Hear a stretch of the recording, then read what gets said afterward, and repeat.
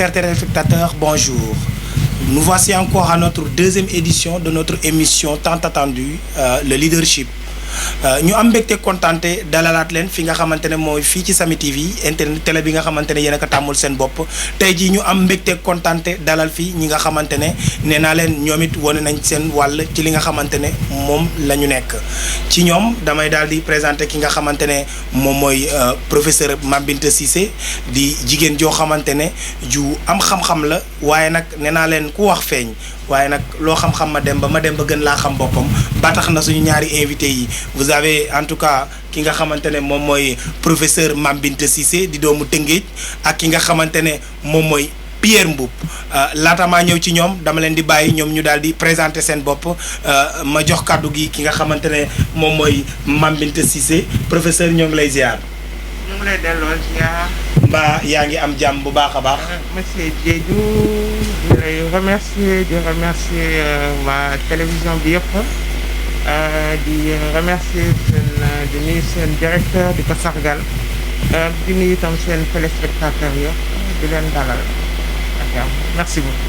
merci beaucoup gannaaw bi mu nuyoo ki nga xamante ne moom mooy professeur Mame Binta Cissé dina ñëwaat ci moom ma jox kàddu gi nee naa leen tey ji ay invité de marque la ama ay doomu Tëngéej yi nga xamante ne ils se sont affirmés à travers le monde ñu dalalaat ki nga xamante ne moom mooy Pierre Mboup tonton Pierre ñoo ngi lay ziar. bon salaamaaleykum maa ngi leen di nuyu di leen sant di leen gërëm di leen jéggalu ci koor gi. di nuyu waa Samy TV yëpp di la nuyu yow Diédhiou vraiment gis nañ sa taxawaay di nuyu staff bi nga àndal yëpp di nuyu seen directeur di nuyu tamit professeur Mame Binta Cissé ça me fait plaisir ñu daje fii bokk plateau pour waxtaanee problème yi ak dëkk bi ñu ngi lay sant bu baax di la gërëm. merci beaucoup gannaaw bi ñu nuyoowee comme ni mu leen ko waxee l'émission le leadership est une émission en tout cas qui parle du leadership à travers le Sénégal. Aujourd'hui nous avons deux invités de marque comme je l'ai dit à l'entame de mes propos cependant nous allons passer aux questions gannaaw bi ñu leen nuyoo dalal la fii si suñu plateau bi nga xamante ne mooy le leadership ci Samy TV tey jii mën nga ñu wax kan mooy Mame Binta Cissé lan mooy parcours scolaire am. auzubillahi mina shaytaani rajiim bismillahi rahmaani rahiim alhamdulilah ala kulli haal alhamdulilah ala kulli haal alhamdulilah ala kulli haal bala mooy tontu sa question nga may moom a nuyu président Pierre Mboup waaw mi nga xam ne koom-koomu dëkk bi macha allah lépp li nga xam ne mooy koom-koomu dëkk bi moom ñoom ñoo ko ŋànk waaw. Mame Binta Cissé doomu Tëngéej la juddu Tëngéej fi ñuy wax léegi dispensaire u Géej ñu ngénte ko comme j'ai l'habitude de dire à Dangu suma yaay waa Dangu la papam waa Thiawlène la suma papa waa Daaru Salaam la jógee salaamaaleykum coxoy Géej. maaleykum salaam am na ko dugg ci ligne bi. waaye maa leen di ziar bu wér a wér. ñoo ngi delloo ziar bu baax a baax sëñ bi tur beeg sant beeg foo ñuy wootee. waa Ran Dieng la Arafat. Ran Dieng ñoo ngi lay ziar di la dalal ci nga xamante ne mooy Samy TV yaa ngi en direct Samy TV. waa di nuyu El Hadj Diédhiou. maa ngi lay fay bu baax a baax. waa di nuyu ñi ne ci plateau bi yëpp. waaw ñoom it ñu ngi lay fay professeur. particulièrement ak suñu président Pierre Mboup. merci. waaw Ram na nga def. allo. waaw maa ngi lay ziar bu wér Pierre Mboup. ñu ngi lay ziar Ram. di wax ne kàddu yëpp rafet nañu. Ran. waaw. tey jii yaa ngi ci plateau bi nga xamante ne yaakaar naa ndaw ñëpp moom la ñuy seetaan ak mag ñi muy fii ci Samy TV émission le leadership tey jii lan moo doonoon sa laaj maanaam nit ki jaar-jaaram nan la def ba doon ki mu doon tey Pierre nekk koo xamante ne dafay yëngu ci wàllum napp gi tey jii boo amoon laaj boo koy laaj ban laaj lay doon. waa di ko nuyu rek di wax di rafetlu émission bi rek. di ñaan yàlla émission bi yàlla na doon émission bi ñuy gën a suivre ci àddina. allahumma amiin allahumma amiin. waaw parce que émission bi lu am solo la. merci beaucoup merci beaucoup. Pierre miinantew ñu noonu mais xam na maam laay bu baax. waaw sama xarit la. waaw man maay sama marieur la man lay jaay pulpe bi. ah mooy suñu trésorier quai de pêche merci beaucoup. waaw waaw parce que man damay ñëw quai de pêche ba boo amee pulpe man la koy jox man maay marieur am. ah d'accord merci. waaw mais gis nañ sa taxawaay ak sa liggéey ci quai bi. merci. gis nañ ko bu baax a baax. waaw di wax rek di contribuer rek di wax ne liggéeyam moo rafet rek moo tax ñu dugg di woote. macha allah. waaw liggéeyam rafet na macha allah du ko ñaanal rek xam nga yàlla na continuer ak sagom. loolu daal lañ koy ñaanal di ko am benn question nag buñ koy laaj. waaw lan moo doonoon question bi ran. waaw question bi mooy comme gars yi 18h bi ñu wax. moom la ñuy tëj keeba. ndax fan yi ñoom ñu ngi waxtaan pour mën a prolonger affaire yi bu dee yawa yi xam ñun ci ay marieur lañ rek dañuy war a jàppalante ñun ñëpp. comme yawa yi bi tey gaalu yawa yi tey buñ guddee teer ak nan lañ koy organiser ak nan lañ koy canaliser. merci beaucoup yaakaar naa ki nga xamante ne mooy Pierre Mboup incha allah ci biir émission bi. dinañ ci tontu dina ñëw ci tontu bi bu soobee yàlla. merci. waaw.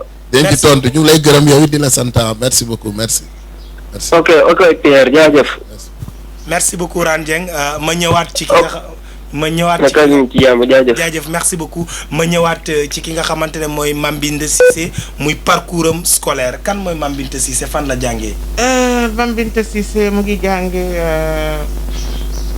école bi tudd léegi Ibra Seck bu Tëngéej. mooy en face woon na à l'époque Kër Mame Maurice Gueye nekkoon école municipale. voilà jàngee CM2. Après l'entrée en sixième su papa bëggoon ma dem lycée donc mu yóbbu ma école des sœurs. école des sœurs mooy tudd léegi école Sainte-Agnès. école Sainte-Agnès bi nekk Tëngéej. nekk ci wetu maison d'arrêt dédiée aux femmes. de la mat waaw foofu anciennement commissariat police la woon tam mooy fi ñuy wax place Gapar. foofu laa jàngee. ba am brevet. après ma jógee Tëngéej dem continuer ci sœurs yi à Dakar. mu nekk Notre-Dame. waaw boobu nag. du Liban. non boobu Notre-Dame du Liban amul woon. Notre-Dame bi amoon mu ngi nekkoon en ville à Dakar. nekk sur l'avenue Cade moom moo jàkkaarloo ak le ministère des finances. nekk tam à l'école à côté defe naa soo doxee tuuti. mu ngi nekk tam ci wetu école nationale des douanes. des douanes donc foofu man laa jànge mu nekk donc diggante cathédrale diggante Kléber diggante Vanvo et cetera fi tudd léegi école Lamine Gueye quoi lycée Lamine Gueye.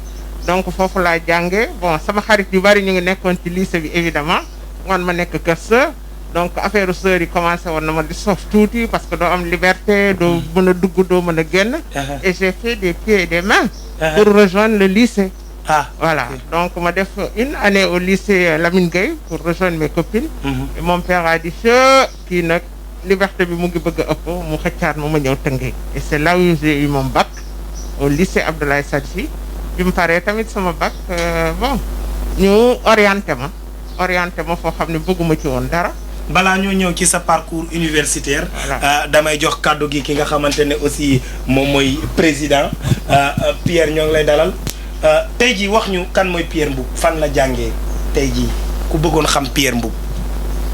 bon Pierre Mboup moom Tëngéej la dëkk comme ni ko Mame Binta waxee nag peut-être yàlla mooy dogale noonu hôpitalu Géej laa juddoo.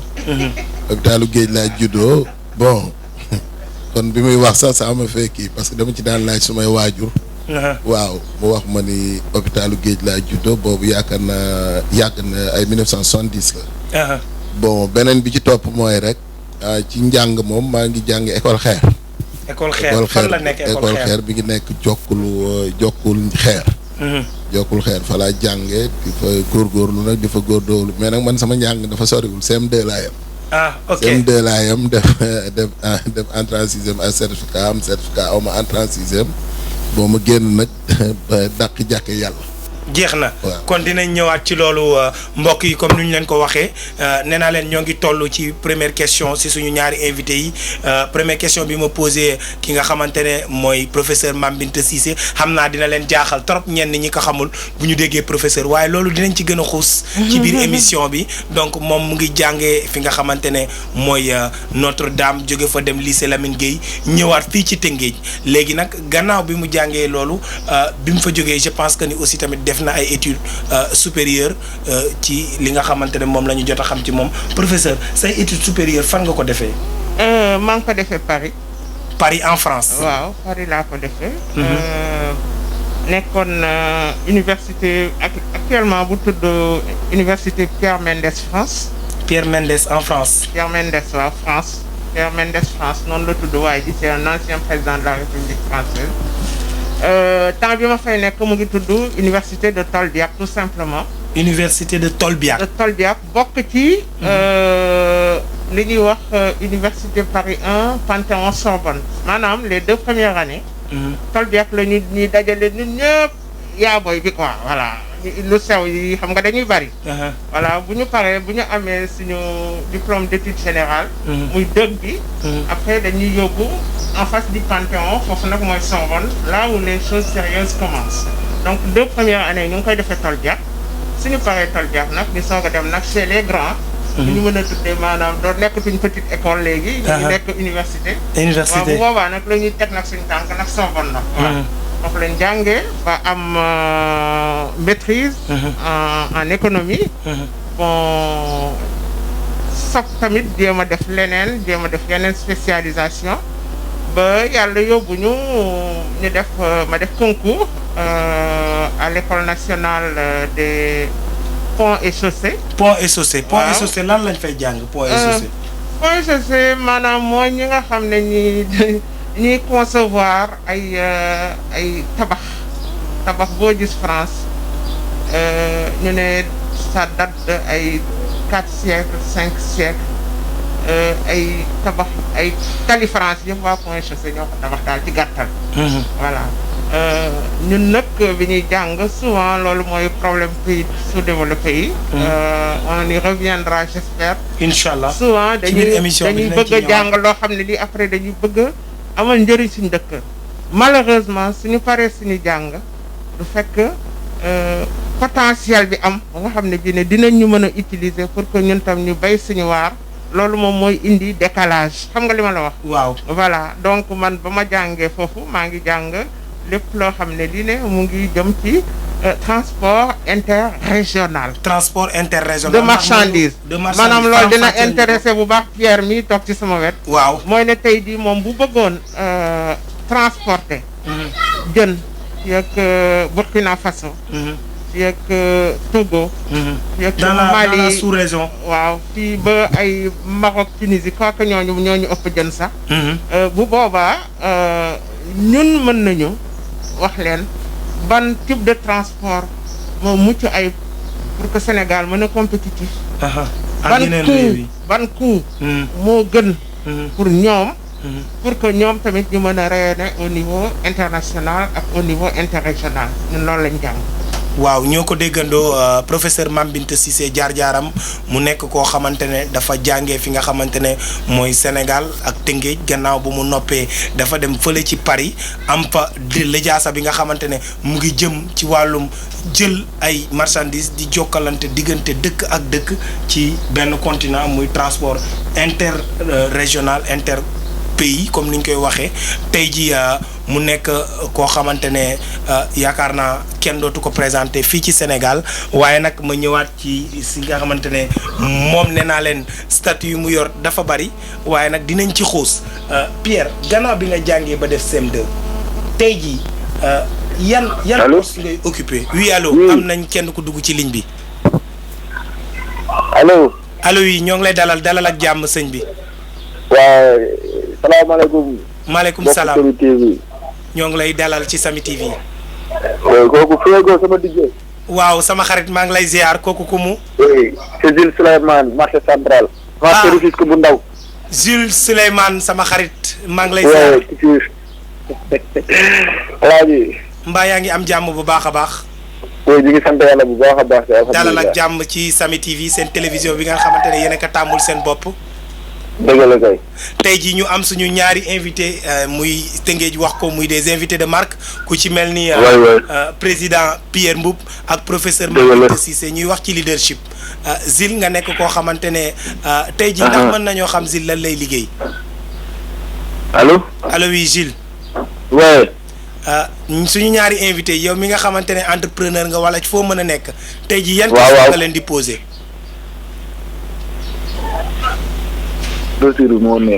waaw Gilles maa ngi lay dégg ñoo ngi lay dalal bu baax ñoo ngi lay dégg. allo. allo oui ñoo ngi lay dégg. waaw Fégo. waaw ñoo ngi lay dégg waaw Gode. ma ne yan question nga am pour poser ko suñu ñaari invité yi.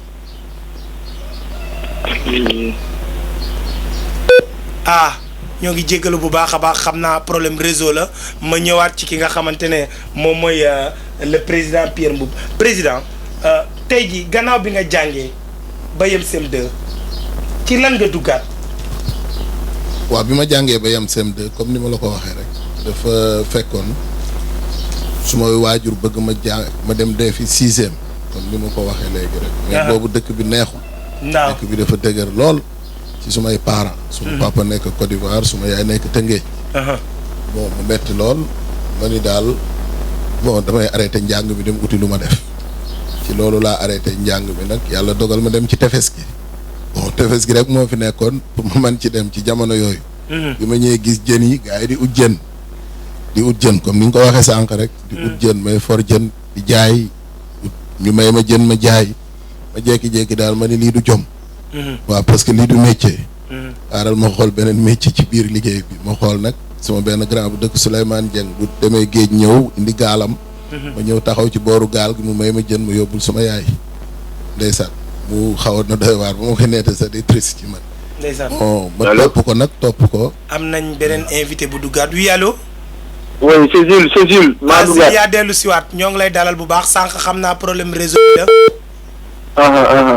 waaw tey dañoo am ñaari invité lan moo doonoon sa question jëmale ko ci sama ñaari invité yi keneen ki di professeur Mame Binta Cissé keneen ki di président du quai de pêche bu Rufisque porte-parole aussi des pêcheurs sur le littoral muy Pierre Mboup yan laaj nga amoon jëmale ci ñoom. waaw di rafetlu émission bu baax a baax El Fégo di la jaajëfal wax ne yaa ngi ci bon dynamique quoi franchement parce que lépp ci développement société bi la lépp ci bëgg innovation et tout ça quoi. merci beaucoup waaw man question bi man du ma doon posé rek maanaam actuellement ak fi réew mu toll nii yan tolof-tolof ak wala yan jafe-jafe la ñuy jàkkonteel ak avec Covid 19 bi ak combat ak dëkk bi déroulé nii. jafe-jafe yéeg ak wàcc yeeg ak nan la ñuy jàkkoontelee daal. d'accord. partage la question bi ñoom ñaar ñëpp. ok. ok. yaakaar naa dina ñëw ci tontu question yi bu soobee yàlla incha allah. ci Gilles kontaan nañ bu baax a baax a baax. ñoo ngi lay kontaanee merci beaucoup pour l'appel. Souleymane ñoo gën a bëgg Souleymane ndax mënoon nañ xam Souleymane moom en tant que leader ci lan lay yëngu. waaw Souleymane moom actuellement nii mu ngi yëngatu ci wàllum tailleur bi ci ñaw bi quoi. ci ñaw bi tenue traditionnelle bi. ok merci beaucoup yaakaar naa loolu dinañ ci tontu bi merci beaucoup. jërëjëf kontaan nañ bu baax a baax. xam naa dinañ ñëw ci question yi incha allah. di leen jaajëfal bu baax a baax waaye xam actuellement ni maanaam njiit ñi dama yaakaar ne njiit ñi ñoom ñi ngànk yenn pàcc ni ci réew mi ñoo xaw a sonn fi mu ñoo am problème. comme ni nga ko waxee ñaari invité yooyu noonu macha allah. xam naa ne ñoom daal ñoom ñoo am liggéey fu mu ne nii quoi. parce que kenn ku ne boo ko yaay ut looy def kenn ku ne boo ko yaay ut fooy jaar. mais ñoom daal ñoo ñu mën a canaliser ñoo ñu mën a dalal wax ñu nan la naka la. woon leen le chemin en tant que leader. ñoom ñoo féete kaw. incha allah. ok jërëjëf. merci beaucoup Gilles kontaan nañ bu baax a baax bonne journée. voilà ki nga xamante ne moo woote woon léegi mu ngi tudd Souleymane nekk jeune entrepreneur di woote fële ci marché Arafat tonton Pierre laata ñoo ñëw ci question yi xam naa dinañ ci ñëw léegi yow ñu continuer ci question bi ma la laajoon sànq. waa question bi bon benn grand bu tudd Souleymane Dieng bu dëkk Saint-Louis. moom laa dajal ci tefes gi. ma waxtaan ak moom ni ko man daal li may def nii ci tefes gi vraiment kii yu ma daal boobu xale laa na ma ne ko daal dama bëgg dugg ci gaal yi dem géej mu ni ma acca bon ma dugg ci commencé dem géej di liggéey gis ci jom daal. nekk mool. c'était en 1979 80. 1979 80. may dem ak moom ànd ak dem géej nag ba tabaski jot. bon bu ma juumul mu dajale benn 50 à 60 000 francs jox ma. ànd ak man ba ci sama papa ak suma yaay suma papa mu ngi woon Côte d'Ivoire. jox ko suma yaay. salaamaaleykum. maaleykum salaam. waaw ça va na ngeen def waay. sant yàlla alhamdulilah seen fii dalal jàmm. yaa ngi en direct dama bëggoon intervenir si émission bi. waaw Aïcha ñoo ngi lay dégg bu baax a baax yaa ngi en direct. voilà d'abord ngeen invité vraiment sama cousine la bu baax la. waaw muy ba pare aussi tamit vraiment li invité ngeen leader quoi. muy kan. donc muy Mame Binta Cissé. ndeysaan moo ngi ni professeur. voilà donc man je m'appelle Wassour Seck. Wassour dalal ak jàmm Wassour. Seck voilà. donc tout d'abord maa ngi saluer cette initiative bi. te doon na lu rafet parce que vraiment gis naa ne ñun waa Tëngéej dañu manqué ay jiit ay leaders. boo xoolee vraiment ay nit yoo xam dañu bàyyi seen lépp jege population yi. donc jege leen trop di leen seeti di leen nemmeeku di xam seen i besoin jar na ma woote man heure bi sax dama julli ba fajar ba pare xaw a saaraari ba ay côté 14h may yeewu mais ngeen invité moo tax ma bàyyi lépp di woote. merci beaucoup Wassour maa ngi lay nuyu. voilà maa ngi lay nuyu bu baax. Mère Binta Cissé. Seck. donc vraiment maa ngi rafetlu émission bi di leen jaajëfal waaw Mère Binta. waaw vraiment Tëngéej kontaan na ci yow. yal na yàlla kontaan Tëngéej. merci beaucoup waaw vraiment kontaan nañ ci yow gis nañ li ngay def yëpp aussi tamit ci nit ñi. merci beaucoup. waaw taxawu nga popé surtout masque yi bër ko demoo Njaay nga def joxe ay masque yu bëri macha allah. waaw donc yooyu yëpp mu doon ay mbir yoo xam ne lu ñu soxal la ñun waa gox bi surtout ci période yu difficile lu ñuy traversé nii. donc maa ngi lay encouragé di la ñaanal yàlla. amiin merci beaucoup Wassour. allo. allo oui Wassour ñoo ngi lay dégg Wassour.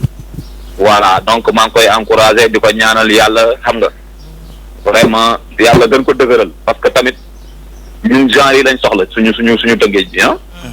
merci beaucoup. waaw. Wassour ndax am nga laaj booy laaj professeur Mame Binta Cissé wala Pierre Mboup. waaw professeur li ma koy laaj mooy yu bëri sax xam naa ne mu ngi ko ciy def mais lu ndaw rek laa koy laaj par rapport ak école yi. école yi nga xamante ni dañu wax ne dañuy dafa war a ubbi. le 2 juin. école yi dañ touché wu ci Covid 19 bi. moom gis nañ ko mu maye ay masques temps yi yàggul. mooy masques yu bëri macha allah dañ koy laaj moom yan geste la pare pour def par exemple pour école yi au moins ñu sentir ko ci participation loo xam daal ci reprise école yi. jàng bi ñu war a dellu école maanaam le 2 juin. waaw loolu la pare daal pour def ci quoi. d'accord looy laajaat professeur looy laajaat Pierre Mboup président. ndax am nga laaj bu jëm ci Pierre Mboup président du quai de pêche et porte-parole des pêcheurs du littoral ndax am nga laaj bu jëm ci moom. waaw pour des porte-parole des pêcheurs. bon li ma koy laaj mooy par exemple parce que boo xoolee avancé maire bi ñëpp gis nañ ko Tëngéej. muy ni géej gi di avancé. donc par rapport ak ça xam naa ne am nañ ñoom ay jéego yu ñu ci jot a def ba am na ay yenn réalisation yu jot a am. mais di desoon pour barrage beeg yooyu daal bëggoon naa par exemple moom bu fekkee am na ci ay information mu xamal ñu ko. ba pare aussi tamit bu fekkee ne ñoom li ñuy soxla ci jën est-ce que réellement am na ci géeju Tëngéej bi wala ñoom nu ñuy mën nan la ñuy def ñoom buñ duggee ci géej gi ba ban hauteur la ñuy dem pour mën a am jën yi ñuy soxla ak yenn difficulté yàlla la ñuy am bu ñu demee ci hauteur yooyu pour mën a am jën yooyu quoi. waaw incha allah merci beaucoup. kontaan nañ bu baax a baax. merci beaucoup. Wassour kontaan nañ bu baax a baax merci beaucoup Wassour. xam naa ñoom dinañ ñëw ci tontu seen question yi nga xamante ne jib na. fii ci émission bi. d'accord incha allah. merci. baax na jërëjëf merci beaucoup. merci. ok merci beaucoup yaa ngi toll woon ci 60 000 ànd ak ki nga xamante ne moom nga doon liggéeyal fële ca Saint-Louis. Souleymane waaw ma ànd ak moom nag dem ci sumay parents mu yóbbu fa 60 000 xam nga 50 000 bu ma fàttewul. bon ndeysaan bi ma ko indee nag bañ teg ko dama ne suma yaay suñu kër gi dafa sàqet yi dañ ko miire. waaye ci idée boobu laa ci jëkk a am. après ñu mool sama papa am lu mu yónnee ñu miire ci kër gi. parce que kër boobu kër gi ndeysaan kenn miire wu ko daal dafa doyoon waar lool. ndeysaan bon après nag looloo ma gën a motiver ma continuer sama liggéey boobu di dem géej yàlla dogal bu weer dee ma ci am dara di ci am dara ba benn période nag en 92 ma dem uti carte navigation uti fascule dem naviguer ji ci benn société bu ñu naan ESCO. nekk diggante Gabon Guinée équatoriale ba Congo ci jamono. carte navigation boobu nan ngeen daan def pour am ko am njàng la laajoon wala expérience pour dem biir géej wala lan. non da ngay def visite médicale. ngay dem defi visite da ngay def demande déposer ko marine marchande. après dem defi visite médicale. visite médicale bi génnee ñu oto la attestation. bu dee noor sa yaram baax na daal normal na nga nekk professionnel ñu laaj ñu lay laaj nga xam ko nga uti mais visite bi. bu visite bi pare. ñu utal la attestation. mais attestation yi pour nga am fascicule il faut nga am 36 embarquement. 36 embarquement 36 cachets yoo xam ne dafay am ci sa attestation bu jeexee da ngay dem ñu raam kiyaat ko. ba mu mat 36 fois 36 fois ci ngay déposer fascicule. boo amee fascicule nag ci ngay mën a dem ci bateau yu mag yi mu gën a mag yi. bu la neexee tamit nga dem utiwaat diplôme de feu. maanaam sapeur yi defaat beneen stage jàngaat am beneen kii booy dem ci sapeur yi am ay kii yooyu def ba ñu utal diplôme de feu ci ngay mën a dem ci bateau pétrolier.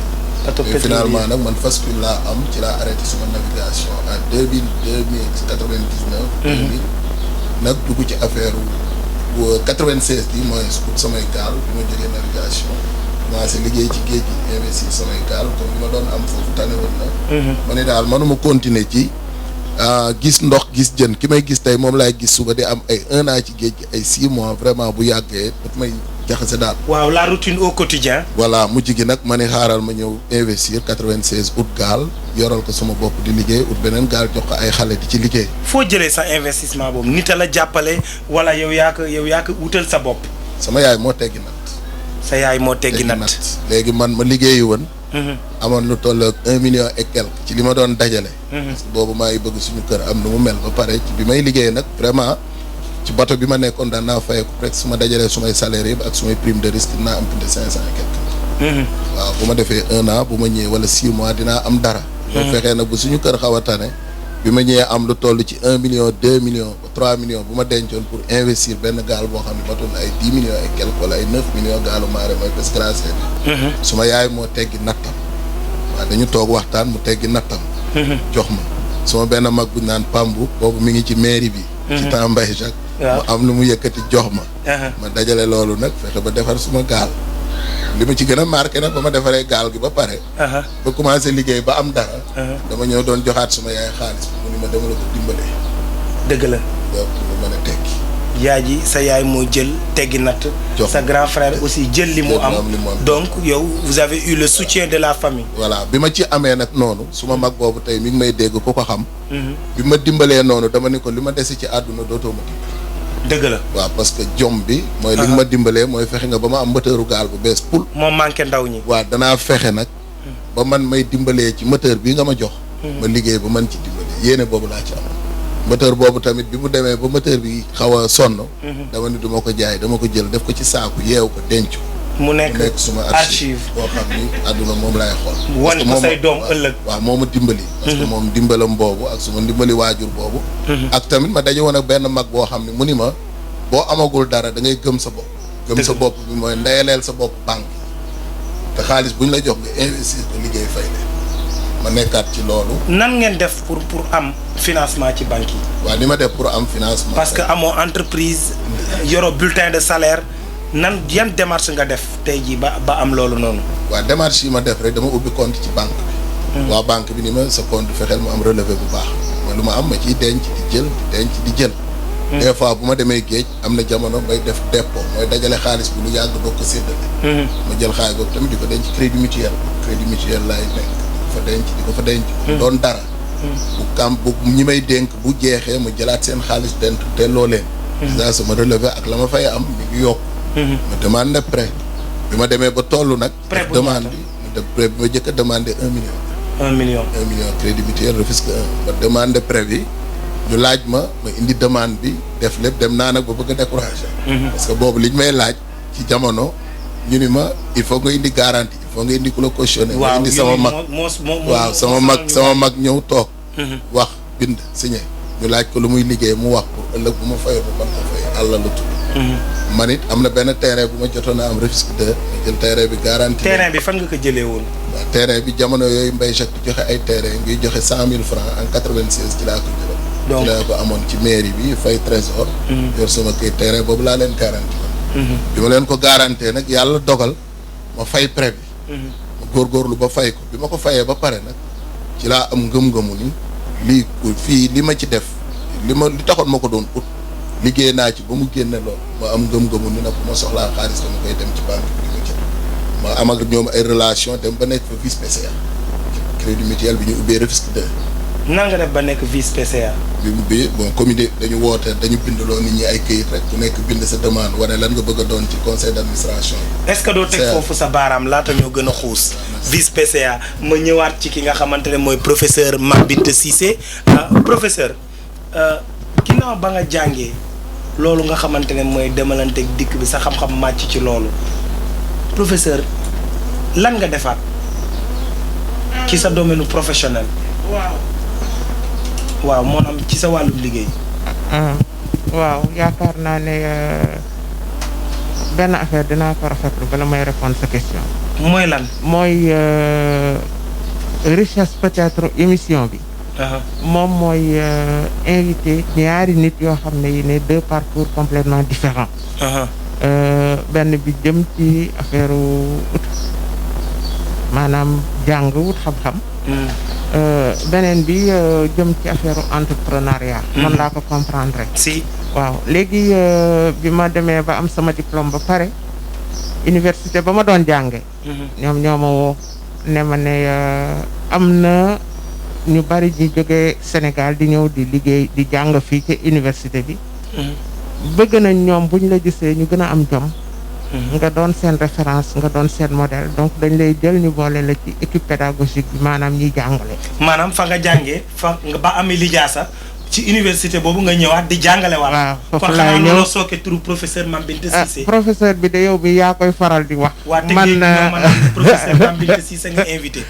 donc looloo waraloon laaj bi. donc ma commencé mbokk di jàngale foofu économie. ci biir université Paris 1. jàngale naa fa nag ay diir lu xaw a yàgg. mais ci biir jàngale bi comme ni ñuy wax toujours doomu aadama moom yàlla moom moo yor sa parcours man loolu laa gëm. après di nga ci góorgóorlu nag foo xamee ne fii ne. am na loo xam ne naat boo amee da nga yaakaar ne loolu moom moo war a tax mu am. li may jàngale ci biir ni may jàngal daf ci bari ñoo xam ne ñi ay étudiants sénégalais. yoo xam ne dañu doon ñëw mais bu ñu ñëwee pour amuñu bourse wala li ñuy am bariwul. dañu obligé di liggéey ngoon bi. donc bu ñuy ñëwee souvent ce qui se passe li ñuy seetlu mooy ne premier trimestre la ñuy jàng après seen jàng day yàqu. ndax seen doole. du mën a supporter. coût université yi. du mën a tam supporter. transport bi ak maanaam fay beek lekk beek et cetera souvent xale yi bu ñu defee premier trimestre rek ndeysaan seen jàng day yàqu. ma ne nag fii nag il faut que ñu am ñun tamit lu ñu fi war a def. à l'époque en France def naa ne ci la ñu commencé. di wax la formation par alternance. alternance waaw fekk boobu France dañu toll woon ñoom tam ci ay difficultés élèves yi étudiants yi bari nañu il fallait que ñu ut yeneen ay alternatives. alternatives yi moom mooy. promouvoir ay formation yoo xam ne yi ne xale yi bu ñu defee bac am 2 ans de formation danañ mën a génn mën na ñii dem liggéeyi ñii dem defi leneen. njàng mi maanaam donte day nekk njàng mu kawe waaye balaa comme que dañuy faral di génne ci ay famille yoo xamante ne wala dañuy bëgg autonome foog ñu def des formations yoo xam ne 2 ans accéléré. xam nga li nit ñi xamul mooy ne France en 92 93 le taux d'analphabétisme était de 19%. maanaam bari na de. analphabétisme maanaam téeméeri doomu aadama yoo jël en France 19 yi mënuñu lire mënuñu bind. loolu moo doon situation bi en France. donc affaire bi dañu jékki-jékki ubbi vannes yi. xaw a oyofal affaire yi. ñi am bac bari torop. waaw ci ñu am bac nag am na ci ñoo xam ne ñi am nañ potentiel bu ñu paree 2 premières années yi mën a continuer. am na ci ñoo xam ne ñu wax dëgg yàlla bu ñu continuer itam daf leen di kii ñu ne nañu commencé def ay formation ci formation yooyu nag man ak sama ay ñetti xarit yoo xam ne ñii ne boo nekkee France amul kii Sénégalais la kii Afrique kii pour ñun Afrique c'est le Maroc c'est la Tunisie. ñooñu yan nationalité lañ ndax ay sénégalais lañu woon. non ñi ma bokkaloon affaire boobu di ko dox di ko liggéey ba créer benn centre de formation à l'époque bu tuddoon germe. mooy germe bi souvent fii doon naa dégg nit ñi di utiliser le mot germe pour ay application ci formation. ñun suñu centre mu ngi tuddoon germe et li taxoon ni ubbi ko mooy pour aller au secours des étudiants yi nga xam ne yi ne qui sont nés en France wante seen parents yi issus de l'immigration ñu ñëwoon pour daw pour ut si lu ñu am ñëw foofu toog fa ou alors ñi nga xam ne ñii sax ne ay suñu ay doom lañ ñu jóge woon ay Sénégal jóge ay yeneen dëkk Afrique ñëwoon jàng si te wax dëgg yàlla mënatuñu continuer donc ba ñu créer loolu ñu commencé di def donc bac+2 di def ay module maanaam module yu bari formation en France wax dëgg yàlla en toute humilité yi ñu def pour formation bac+2 bokkoon naa si parce que loolu moom moo ma may après que bi ma ñëwee Sénégal pratiquement amoon na ay formation yu fi amoon bac+2 mais yaakaar naa ne à partir de 1996 toutes les formations type BTS bu jaarul sama loxo day dina ma jaaxal trop de pour la conception dina ma jaaxal trop. maanaam lu jëm ci formation type BTS yu bari bokk nga ci nga xamante ne ñoom ñoo ko xaatim fii si suñu réew. Sans aucune prétention encore. Je pense que BTS bi ñu ñëwee ñun fekk nañ fi comptabilité fekk nañ fi secrétariat type A B mooy maanaam bi am ak sténo. wala bi am foofu lañ toll woon. ak informatique. balbutiement informatique. Je pense que la personne qui s'est battue au niveau de du ministère de la formation professionnelle pour que l'informatique soit présente dans toutes les formations au Sénégal man mii la Mame Binta Cissé yaakaar naa ne tamit ne les BTS commerce international moom laa njëkk a bind comme module de formation pour le Sénégal pour le compte de la coopération française. Attention ñun Sénégal on n'avait pas les moyens de noonu lay demee coopération ñii dañuy jël lii pour jàppalee ñu ko ñii jël lale pour jàppalee ñu ko mais pour Sénégal. mais loolu ay coopération multilatérale la wala coopération bilatérale.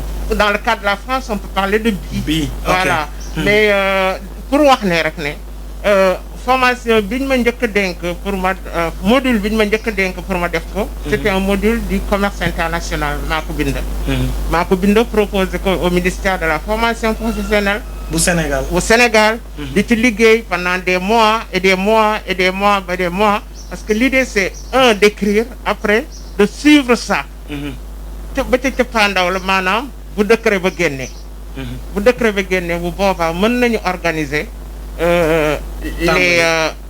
les cours wala bu fekkoon ne école yi ñu ngi commencer ay cours ñu organiser les examens. En l'occurrence pour le premier BTS man bi ma fekkee bi ma bokk commerce international bi cours yi commencé woon na donc mën naa ne bon examen bi ñun ñoo ko organiser man ak waa ministère de la formation professionnelle bu boobu paree on a enchaîné def BTS marketing mooy action commerciale bañ ci paree def naa ne def nañu BTS assistant de gestion pour les petites et moyennes entreprises ak pour les petites et moyennes industries li tax ñu def boobu c'était toujours dans le souci de la performance maanaam dañu bëgg man dama gëm ne Sénégal bu fekkee ne ñun dañ dem uti ñëw li gën pour Sénégal ñun loolu lañ ko war a sédd te ci tànk yooyu man laa taxaw voilà moo tax amoon na jàng waaw sédd leen li nga xamante ne mooy seen xam-xam ci lu mu màcc waaw c'est-à-dire que amoon nañ sànq wax naa ko amoon nañ secrétariat amoon nañu sténo affaire yooyu mais nit ki tam da ngay dund ak sa temps da ngay dund ak sa jamono ay 96 wax dëgg yàlla amatul woon à l'étranger ñu nekk fii di wax ay sténo ay affaires yooyu gaa yaa ngi ci leneen il fallait que ñu dugal Sénégal les plein pied ci ère boobu maanaam ère informatique. Je me rappelle man des débats houleux qu'il y avait au ministère des pas yu kii yu ne woon ne seen école justement bëgg ñu dégg informatique xam nga lu tax. investissement bi. cours bi mu laajoon. mais oui mais j'ai eu defe naa ne dama xuloo ak paa bi ba neel na ko yàlla yërëm mu ngi yoroon école bu mag dama xuloo ak moom ne ko ne ñoom ñooy ils sont complices et ñoom ñooy tardeel doomu Sénégal yi parce que parents yi dañ leen wóolu. bëgg li gën pour seen doom yi. conflit de génération d'idéologie. oui mais aussi il y avait le capital derrière quoi. Voilà okay. Et donc la réunion bi ci topp. am na benn directeur d'école bu daawul ñëw. secrétaire am assistant am la daan yónni dafa ñëw ne ana madame Cissé ma ne ko maa ngi nii mu ne ma yow yaa tax tey ma ñëw réunion pour soutenir la parce que dégg naa xeex bi ngay mënee pour l'introduction de l'informatique dans les centres de formation au Sénégal. Voilà donc yaakaar naa ne temps yooyu loolu moo amoon. temps yi leneen moo am. mais ñun dañu war tout le temps di adapté wu et de nous battre pour am le meilleur man moom c'est mon principe. lu nekk ak la mu méngool. merci beaucoup gannaaw ki nga xamante ne moom mooy professeur Mame Binta Cissé ba mu tontoo jaar-jaaram ak li nga xamante ne tey jii ku ci ne yaakaar naa yow mi ndaw di jàng nekk jigéen yow mi ndaw di jàng di wut référence yaakaar naa gis nga jaar-jaaram ma ñëwaat aussi tamit ci ki nga xamante ne mooy sama président di président nappkat yëpp yu nekk ci littoral bi di seen porte-parole ak en même temps président quai de pêche bu Rufisque tonton Pierre yaa ngi toll woon ci bi ngay intégrer banque bi pour mën a bokk ci ñuy décider ci banque bi. waaw parce que bi ma nekkee ci banque bi di jël ay prêt ba nekk sama 3e prêt ñoom vraiment ñu gis tamit boobu DER fii mu gis nii bon bu ma lebee damay fay mu ne ma pourquoi pas doo ñëw bokk ci CA bi ci conseil d'administration bi décider crédit yi. parce que gis nañ ni ngay fay ma ne ko mais man yooyu day kii ma mu ne ma bon ñëwal rek. vraiment ak Moussa Dia bi nekkoon ci marché tamit mu nekk en France léegi. Moussa Dia moom moo nekkoon PCA ma nekk vice PCA. waaw ñu nekk fi benn essence bi mu nekkee France man maa géré intérim. ba bi mandat bi jeexee ñu doog dem renouvellement. bon loolu li tax ma kii ko ci rek pour wane ni. des fois nit ñi dinañ ragal banque yi mais nag ragal bi yëpp mooy boo lebee fayal. waaw bon te boo lebee tamit bu dee da nga ko jënd comme ni nga ko waxee seen caméra yi pour te créer Samy TV. la nga cay liggéey da ngay fexe ba fay rek boo fayee ba pare yaa moom matériel bi moom Samy bi nekk Samy TV. parce que ngëm-ngëm bi loolu la parce que tamit boo lebee banque bi ba pare. dem takke ko jabar wala nga noose ko. waaw wala nga dem baatre ko ci soirée yi. bu fay jotee nga bëgg ko fay tamit te liggéeyoo ci loolu tax nga koy fay da ngay indi sa bopp. gàllankoor. indi sa bopp gàllankoor bi ma nekkee ci loolu tamit ba taxawal suma matériel géej gi. bu commencé liggéey ba gis ay xale yoo xam ne tamit maa leen doon yóbbu. commencé gimmi mën a yor li ma yoroon. bon ma ni man du ma fi toog di nelaw.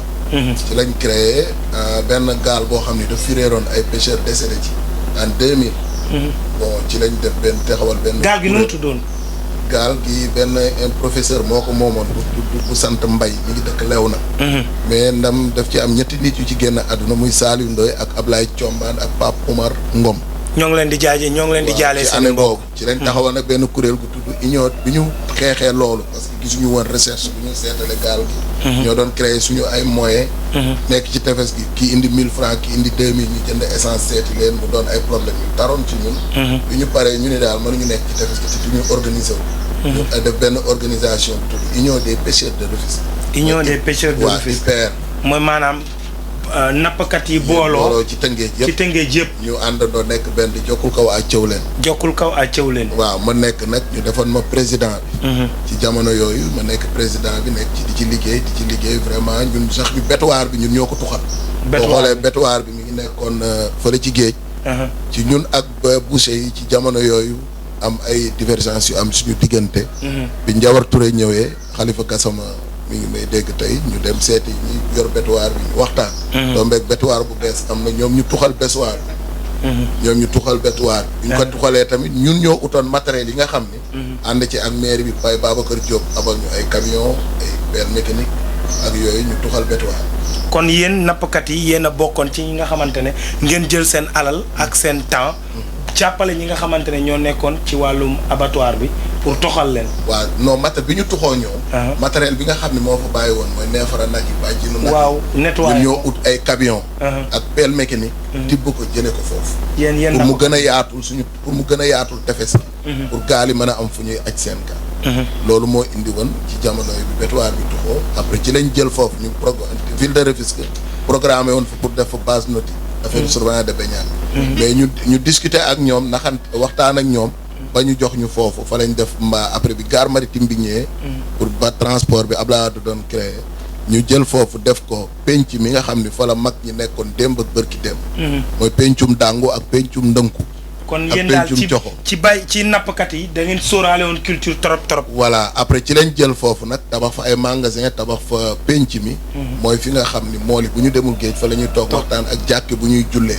ak ñi nga xam ne dañ fa amoon ay cantines yoo xam ni dinañ ñu mën a jaay matériel de pêche bi ñuy jëndi Dakar bu ñu ko soxlaa jëlee ko fii. ñu dagalaat leen fa ay cantines. finalement nag gare maritime bi ñëw fi mooy bateau taxi yi fi am ak COSEC. waaw ñu waxtaan ak ñoom tamit ñu ni dañ ñu fiy jëlee. ñu ni leen loolu moom mënul ne parce que fii la maam yi xam. xale yi juddoo fi màgge fi ba mu demee nii. ñu waxoon dañuy yóbbu kër Baye Ada Góor mais ñu waxtaan ba ñoom ñu jël benn parti bi ñun ñu jël benn parti bi. donc ñu aménagé ci reñu sa présidence. waaw ci reñ boobu donc suñu comprendre Pierre Mboup je pense que ni ci biir leadership am moom day privilégier li nga xamante ne mooy la négociation. voilà damay négocier parce que ci jamono yooyu ci laa wax ak waa COSEC am na boo xoolee à l'époque fi terrain central nekkoon. dafa am barrage bu amoon foofu. barrage. bi ñu xoolee ma ne leen ñëw leen ngeen sullil ñu barrage bi. ça fait que gaal yi nekkoon côté bi tuxu côté bi ba pare ñu imposer leen ni leen di ngeen ñu tabaxal penc di ngeen ñu tabaxal jàkk di ngeen ñu tabaxal magasin yi ngeen toj fële. ñu d'accord que ak ñun ñu wax leen tamit bu liggéey bi commencé acteur de la pêche yi dafa am ñoo xam ni dañ fiy liggéey ñu d'accord que protocole la bu ñu signé ak COSEC. Sénégalais des chargeurs. COSEC ñoo yor Sénégalais des chargeurs. ñoo yor affaire conteneur yi quoi. boobu Kane Diallo moo fa nekk comme président moom lañ signé Amadou Kane Diallo moom lañ signé protocole boobu. professeur mu ngi lay feelu ci wet. voilà dafa xam dafa xam domaine boobu la. voilà léegi nag waaw Kane Diallo waaw. ci transport la bokk. effectivement léegi nag bi yàlla dogalee ñu dem ba tollu foofu yëpp ñu signé benn protocole ñun ak ñoom. léegi boo xoolee présentement gare maritime ba ñu fay liggéey. ay pêcheurs la yoo xam ni vraiment dematuñu géej. ñu jël leen teg leen foofu ñu fay liggéey ñoo fa nekk pour l'instant ñaari emploi yi ñu jëlagul ba mu paree ba léegi ñun ñoo leen ko jox te weer bu dee ñu ngi leen di fay seen salaire loolu lañ ci jublu woon parce que tamit du da ngay dem ba benn am na âge boo xam ne boo ko amatee mënatoo dem géej wala say doom màgg ni la dootoo dem géej da nga toll ci liggéey il faut ñu wut fu ñu la casé pour nga mën a liggéey kon donc yéen retraités yi sax da ngeen di permettre ñuy indiwaat seen expérience. waaw ñun am nañ sax benn mutuelle de santé xam naa bu ñu ñëwee ba ci biir. boo xam ni ak Transvie lañ signé benn protocole. boo xam ni dañuy faj ñi nga xam ni dañuy feebar dañuy faju boo dee sa doole bariwul 7000 francs ngay cotiser par weer. signé nañ ak ay pharmacie yu bari fii Tëngéej mooy pharmacie Satu bu Jokkul Wàgg ak bu Thiawlène signé nañ ak ñoom ay protocole. yoo xam ni te loolu ci sa reñ la yaa fexe ba créer loolu. waaw ak Transvie. mais li ma jaaxal mooy tonton Pierre sànq yaa ngi koy wax président ne sa njàng CM2 la yem lan moo indi xalaat bu rëy bi nga am bay tey ji biñ la falee président bi nga demee ba bokk ci PCA wu li nga xamante ne mooy crédit mutuel nga mën a échelonner malgré sa études yu limité yooyu ba nga imposé wu dans ce domaine. waaw xam nga àdduna comme ni ko Mame Binta di def ni mu wax xam nga bu ñu nekkee grand bi daje nañu ak Kayar. moom daje nañu ak Kayar maire Kayar nekk suma xarit. ban grand la. grand Idi Thiaw. waaye suñu directeur ñu ngi koy nuyu comme dama lay jox attaque ak kii parce que dama yor benn rôle au niveau national. daje nañ ak Kayar gis maire Kayar keroog dama ñëw fëgg bunt bi fekk leen ci biir maire ubbi bunt bi ni ma egsi te dëkkuma Kayar. parce que am na loo xam ne bu ma ko amee ci secteur de la pêche damay dëkk yu bari dama ciy liggéey ak ñoom. keroog ñoom ay maillot ay bal affaire école football lañ fa demee woon doon leen may mairie Kayar commune bi ay matériel. mais man xam nga li ma jaaxal mooy ñun suñu directeur Idi Thiaw moom dafa mel ni dafa mujjee nekk Idi Thiaw départemental xaw ma Sénégal foo dem rek ñu ne foofu la bokk. waaw jotoon nañ fay dem Saint-Louis waa Saint-Louis ne Saint-Louisien la moom daal moo ngi fépp. waaw mais loolu mooy doomu dëkk boo dëkkee ci dëkk da ngay incarner sa bopp ci lépp bon li ngay wax noonu tamit dama am ay conseils yoo xam ne ñu ma wër ñoo xam ni seen xalaat dafa rafet am ñu ci jàng même service des pêches man fu mu ma fekk ci Sénégal rawatina suñu dëkk day bokk ci samay conseil loolu moo waral comme li ngay wax ni lu ci bari ñu mën koy xalaat bari na projet yoo xam ni dañ koy teg pour liggéey mais dañuy seet ñi nga xam ni ñoo ko ŋànk comme ni ko maam Binta waxee waxtaan ak ñoom bi muy wax léegi transport ci affaire jën ñun dañuy yóbbu jën Nigéria di ko yóbbu Mali di ko yóbbu Guinée kon jënu Tëngéej yemul Tëngéej rek yemul Tëngéej rek day dem ba dëkk yooyu xam nga tey li mu wax tamit am na solo parce que des fois damay gis oto yi di yab bi bari ma ne leen noonu li ngi fi ngeen jëm dafa sori li ngeen di yab dafa bari xam nga parce que mareyeur buy dem te dëkk yooyu am daanaka amul pertement kilo jën bi par kilo nga koy jaay xam nga li ma la parce que yooyu yëpp tamit comme li mu wax léegi dafay am solo nga xam-xam nit boo yoree dara même bu xam-xam bi bari bu jàng bi bariwul ci yow bu la ay borom xam-xam wëree te duñ la juumloo rek mën nga réussir sa mission ba pare di nangu déglu conseil parce que jamono bii ñu toll jamono la boo xam ne doo mënti nekk lu ne wutal ay conseil wala ay conseil juridique yu la dal kon leader dafay baax mu nekk mu am une écoute attentive waaw parce que boo nekkee leader tamit te yow loo xalaat yaa koy defal sa bopp doo déglu kenn mais doo dem fen adduna bii ñu toll da ngay xam lii keneen xam ne par domaine bu nekk boo ñëwee ci domaine de la pêche à l'heure actuelle nga ñëw Tëngéej bon bari na ci loo xam ne maa ngi nekk porte parole quai de pêche yor conflit au niveau man maa yor prévention loolu dinañ ci ñëw dinañ ci gën a xuus waaw dama lay wan rek que ni domaine boo fekk nit da nga koy respecté mais dëkk bi dañu politique ba mu ëpp dinañ ñëw ci politique boobu noonu ma joxaat ki nga xamante ne mooy professeur Mame Binta Cissé di jéggalu suñu téléspectateurs yi nga xamante ne ñoo ngi bëgg a dugg réseau bi saturé suñu caméraman bi mu ngi koy wax suñu technicien bu ñaawal bi nga xamante ne léeg-léeg sax day am problème mu temps ndax ñëpp a koy soxla yaakaar naa ne bu ñeneen ñi di wax jinne caméraman yi dama naan jinne caméraman yi fii ci Samy TV la nekk. donc macha allah professeur mu ngi koy wax professeur ñu ñëwaat ci fi ñu toll woon sànq professeur gannaaw bi mu dajalee loolu yëpp ak njàng mu def ak création bi tey jii professeur ci lan la nekk. professeur mu ngi ci lu ko neex je m'explique. professeur dafa am cabinet. nga xam ne bii ne ci ressources humaines rek lay yëngatu. ressources humaines. maanaam tout ce qui est formation. ak bu mu mënti doon on a le luxe au moins ak xam-xam boo xam ne bii ne nit ki dafay ñëw nañu man lii laa bëgg comme ni ngay defee photo nga defal ko ko. defal ko formation à la carte ni mu ko bëggee ni mu ko nammee. waaw bu amee tamitam ay jafe-jafe dinañ ne ko boo ci defee lii du baax wala boo ci defee lële du baax. et ça nous a permis quand même de liggéey ak. des organisations internationales comme ay waa Nations Unies ay waa ONUDI ak vraiment ay ONG yu mag yu nekk fii yu nekk ailleurs loolu moom mooy suma liggéey en ce moment ak de la veille économique xam nga nag veille économique ñu bari xamuñu ko fulaaluñ ko alors que loolu moom moo téye àddina bi dafa am benn njiit bu mag leader bu mag bu daan wax naan jamono jii ñuy jëm ci maîtriser wul information maîtriser wul dara parce que bu ñuy wax 3e guerre mondiale ce sera la guerre de l'information. et yaakaar naa ne tous les jours ñu wan ñu ne mbir moomu moom moo am veille économique moom mooy lan mooy ne que mu doon veille économique. Très à l'aise de le faire aussi en politique parce que non parce que quand on fait de la veille maanaam yow yaa ngi dem xooli dans 20 ans dans 30 ans xar kanamu par exemple Tëngéej économiquement naka la war a mel dans 20 ans dans 30 ans nga wut ay jalons teg ko nga souvent les politiciens dañu bëgg ñoom jooni tout de suite waaw boo leen di wax loo xam ne lii ne pour dans 30 ans la safoo leen parce que comprendre ñu loolu bëgguñu ko projet à long terme bëgguñu ko daf leen di tarder et malheureusement va falloir que on fasse avec ça parce que loolu moom mooy ñi indi pour tenir tey bi bu bëggee rafet bu bëggee baax dans 30 ans pour lu mu jox ay génération ay sutam va falloir que mu def de la veille économique Tëngéej obligé bu bëggee def loo xam ne li ne ëllëg dana jariñ doomu Tëngéej ji il faudra que mu def de la veille économique beneen dëkk pour bu bëggee pour mu baax dina def de la veille économique. Dans ce cadre-là, j'ai eu à travailler à Rufisque ak ci li ñuy wax les assises nationales. Les assises de Rufisque. assises de Rufisque yi waaw assises de Rufisque yi. daf ñu permettre dégg naa liggéey boobu le maire actuel moom moo ko commandé. bi mu ko commandé mu dénk ko El Hadj Ibrahima Sall mu doonoon président bi. waaw di borom xam-xam bu ñëpp naw ci Tëngéej. un professeur que je respecte beaucoup aussi, Omar Cissé.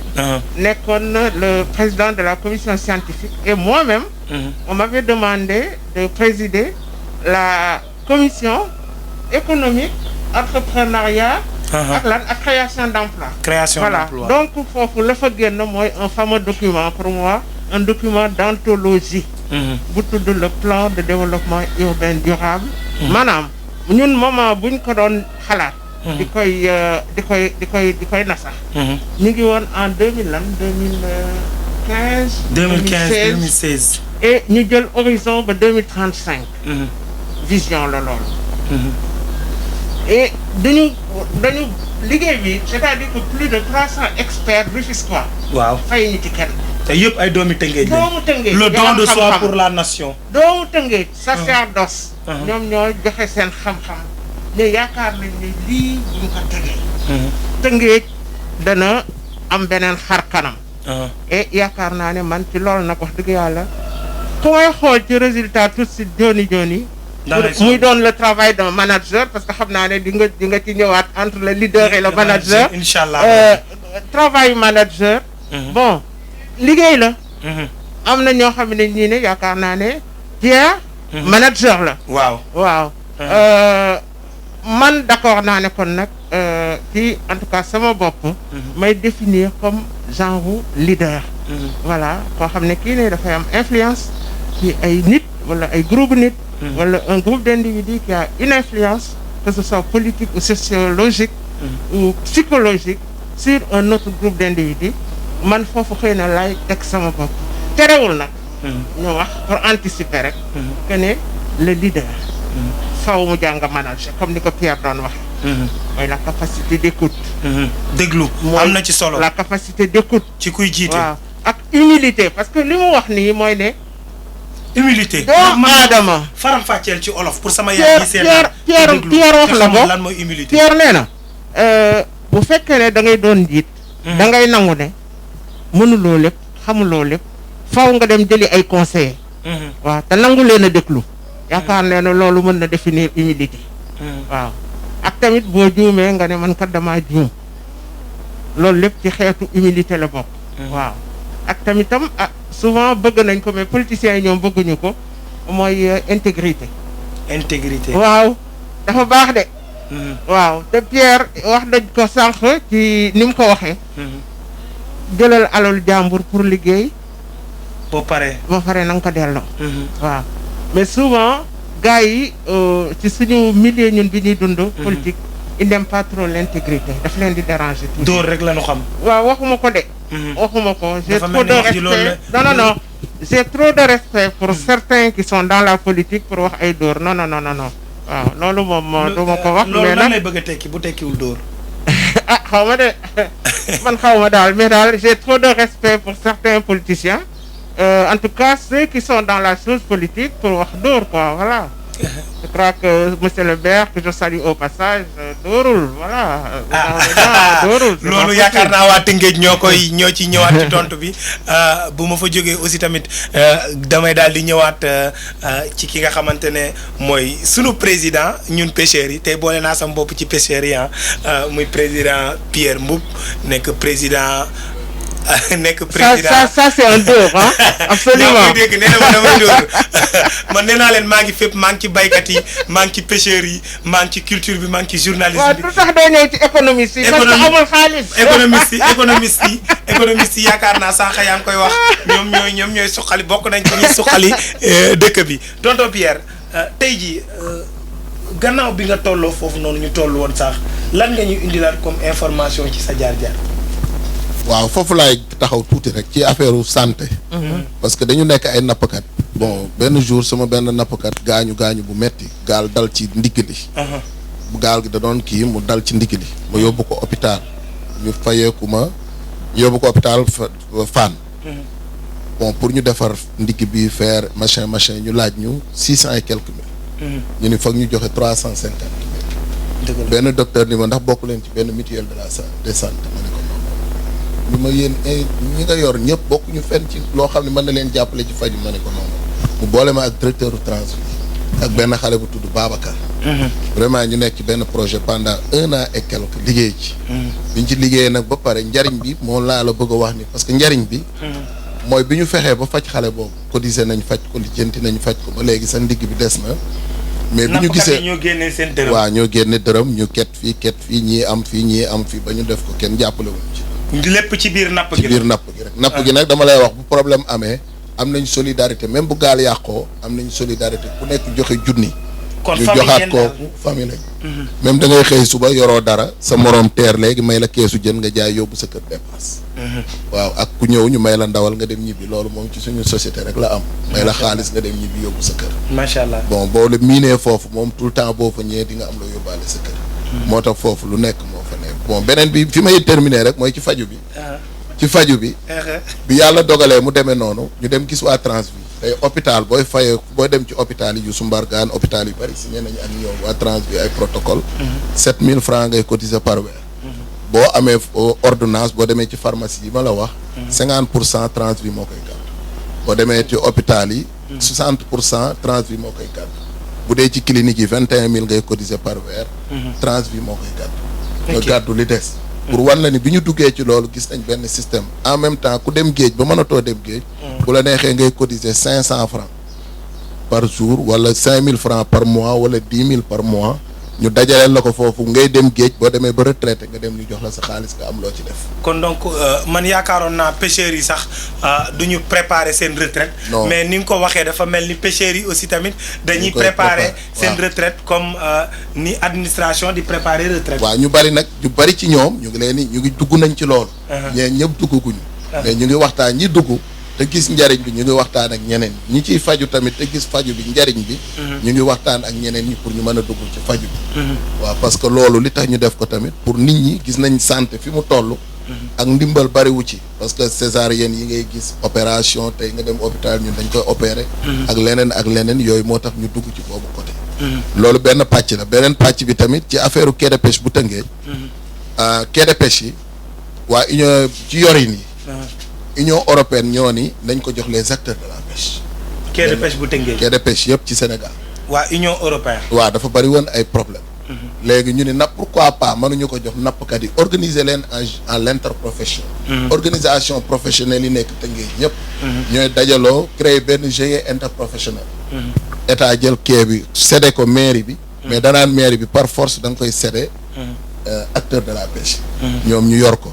ci biir yor boobu nag dafa am ay convention yoo xam ne moom lañ signé am ay convention yoo xam ne moo ci gestion bi ni xaalis bi di génne ni nga koy doxalee ak ni mu war a demee yëpp dañ ko ciy leeral beneen bi ci topp tamit mooy mairie bi daf ci am pourcentage 20% am loo xam ne dañ ko dénk moom moo war a enlever oldir moo war a assurer sécurité bi moo war a enlever oldir moo war a éclairage bi tamit moom moo ko war a gérer loolu lépp mairie moo ko war a doxal professionnel de la pêche dañu war a bale gérer débarquement bi ba gars yi mën a yëpp jën yi oto yi mën ko yóbbu loolu mooy suñu gérer bi nga xam ne allo docteur am na ku dugg ci ligne bi salaamaaleykum waaleykum salaam wa rahmatulah sëñ bi ñoo ngi lay ziar di la dalal ñu ngi lay ziar di leen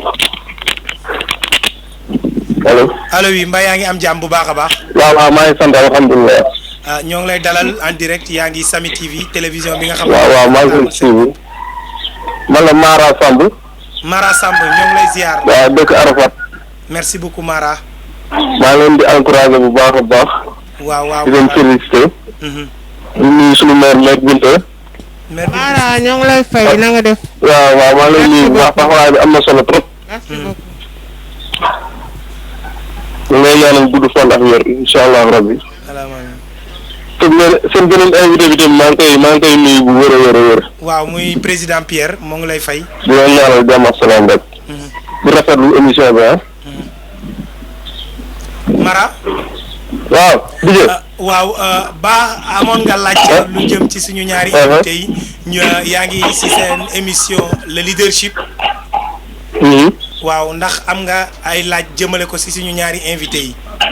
waaw man li ma doon laaj mooy pour formation jeunes yi quoi. formation jeunes yi. waaw léegi comme jeunes yi jàng ba benn instant. amuñu benn formation ñoom nan lañ mën a def ba former leen daaw. waaw. waaw loolu laa wax suñu maire moom di bind xam naa mu ngi siy yëngu bu baax sax. mu gën leeral jeunes yi rek. incha allah pour jeune Tëngéej ji. formation moom lu am solo la quoi si jeune. ok incha allah ñaari question yi. xam naa dinañ jërëjëf merci beaucoup. kontaan nañ bu baax a baax dalal ki nga xamante ne moom mooy Mara ñu ngi koy béggee mu ngi dëkk foofu ca Arafat woote ci émission bi fii en direct sur Samy TV Toto Pierre ñu ñëwaat ñu tënk ko rek parce que dafa mel ni waxtu waa ngi bëgg a xoj. bon ni ma la waxee rek quai de pêche yi noonu lañ koy joxe. moo am ay protocole yoo xam ne moo lié mairie bi ak état. ak professionnel de la pêche. xaalis bi tamit dañuy wax bu ñu amee bénéfice mairie bi day bu ñu génnee suñuy charge ba pare fay employé fay di ñu war a fay yëpp. mairie bi day am 20% professionnels yi am 20%. 10% yi nekk fonds de formation comme ni ko kii bu ñu bëggee former suñu bopp ñi ñuy liggéeyandool ñu bokk ci comité directeur bu bees bu ñëw te xamuñu ni ñuy gérer mbir yi ñu former leen. beneen bi ci topp tamit dañu am fonds boo xam ni 50% la. mooy fonds de réserve. pour lu yàqu ci quai bi luñ ciy defaraat lu fi war a kii noonu la ko état doxale loolu nag bu ñu ko bëggee comme bu miir daanu woon ñu bëgg ko defaraat. comité dafa am benn conseil buy daje muy organe de supervision. la mairie am na fa représentant le service de pêche ñoo fay représenté préfet. ak le président du quai de pêche ak le comptable. ak le secrétaire général ñoo fay daje waxtaane ni miir bi. dañ ko war a defaraat. ñu def appel d'offre. génne ay entrepreneurs ñëw déposé. ñu dépouiller génne kenn jox ko pour mu liggéey. donc ci biir loolu recettes yi ngeen di am ndax des fois du am conflit entre mairie bi ak pêcheurs yi. non du am benn conflit parce que li tax du am conflit ay ticket la. ay ticket yoo xam ni ñun ak ñoom xam nañ ñoo ko seet. ñun ñooy def kii bi mais chaque weer dañuy def rapport. rapport ñoom dañuy toog ñu ni jënd nañ brouette jënd nañ pelle jënd nañ lii jënd nañ lii jënd nañ lii. mu deen ay factures yu leer nañ. am na foo xam ne bu ko dépensé organe bi mooy daje joxe autorisation pour ñu def loolu. xam nga kon déjà loolu amul problème. parce que bala ñuy valider rapport bi ñoom dina leer seen bopp ni dépense yi lañ def. ok ba pare rapport boobu pare dañ koy jox le préfet. jox ko le service départemental des pêches mi ngi ci organe de supervision. jox ko les professionnels de la pêche ñu affiché ko ci tefes yi. wane ni lii la ñu liggéeyee ci weer bi. waaw bu dee année bi jeex tamit noonu lay demee.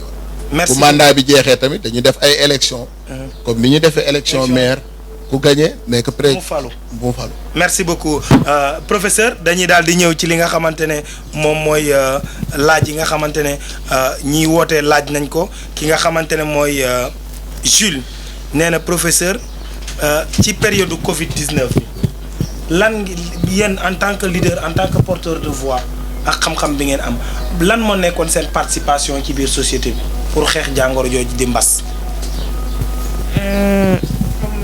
da nga ne temps bi daf ñu tënk.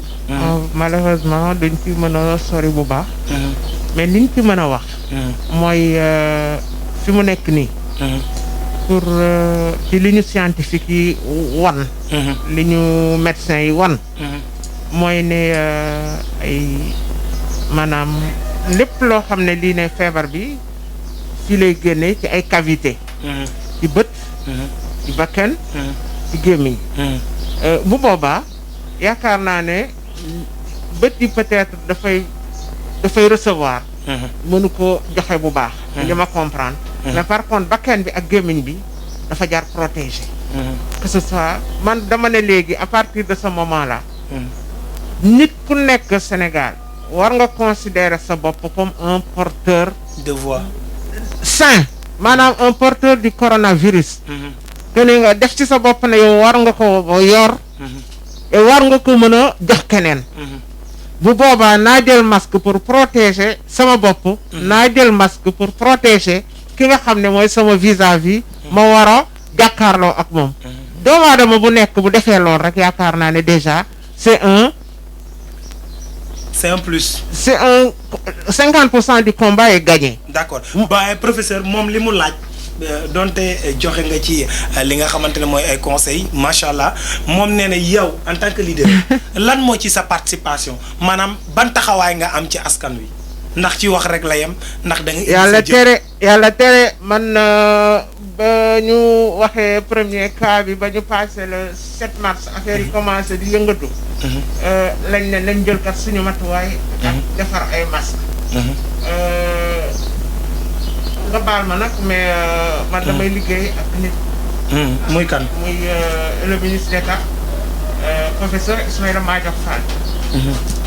mu woo ma ñu waxtaan ci waxtaan bu bari c'est-à-dire que toute l'équipe a discuté. waaw bi ñu waxtaanee ba pare mu ne d'accord donc dinaa defar 10 000 masques. jagleel ko askan bi parce que il faut faire vite. waaw moom vraiment ci ñu njëkk a génne defe naa ne masque jox askanu Tëngéej mais sans bruit. ca la bokk man loolu wàllam la. man nag en tant que jigéen.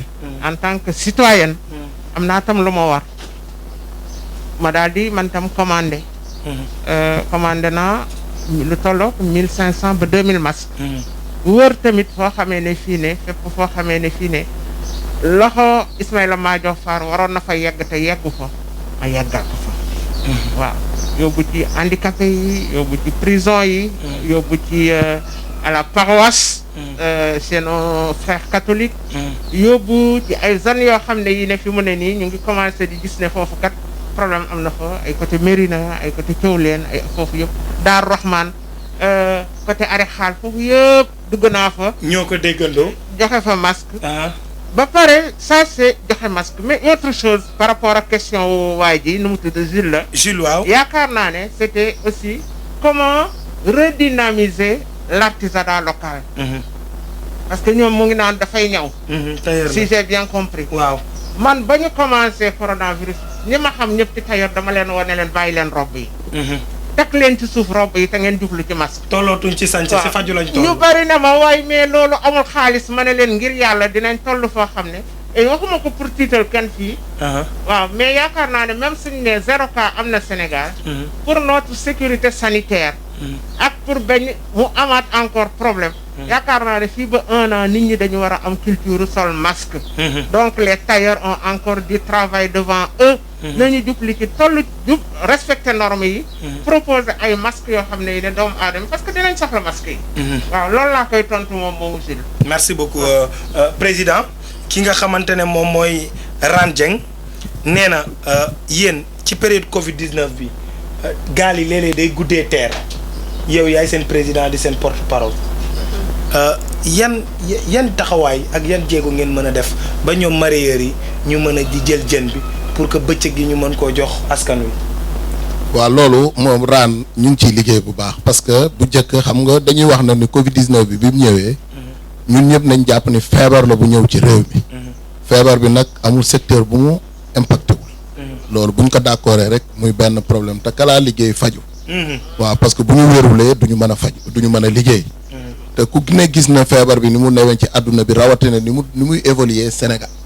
kon autorité administrative yi bu ñu jëlee ay mesures waxtaan ci ak ñun dañ leen koy nangul. préfet bi dafa jëkkoon a jël mesure au passage ñu ngi koy saluer parce que lu muy def dina ma woo ñu waxtaan. mu ci liggéey bu rafet saluer bu baax a baax midi lañ defoon ba 6 heures. bi ñu demee ba mu tourné. gaal yi di teer suba si ma dem waxtaanaat ak moom mu def ko 7 heures du matin ba 18 heures. bërki démb bi jën bi bare bi amee jën am gaal yi guddee teer. dama leen woo waxtaan ak ñoom ñu nangul ma ko. ñu yokk heure bi gaal yi débarqué seen jën. kon loolu yaakaar naa amul problème bu suivre quai de pêche bi. xam ne am na heure yoo xam ne bu gaal yi xam nga 6 heures lañ ñu may. mais tamit gaal bu dem géej ñëw ña ca day jokk ñëpp mat plus de 100 personnes yaakaar ci lu ñu dunde kenn du këpp jën. mais ñu ngi jël seen i matuwaay. dañu jël suñu matukaay yëpp ci quai de pêche bi quai de pêche comme ni mu ko waxee au passage ñu ngi féliciter Ismaïla Madior Fall. parce que vraiment ci Tëngéej laa wax politique gu ma nag.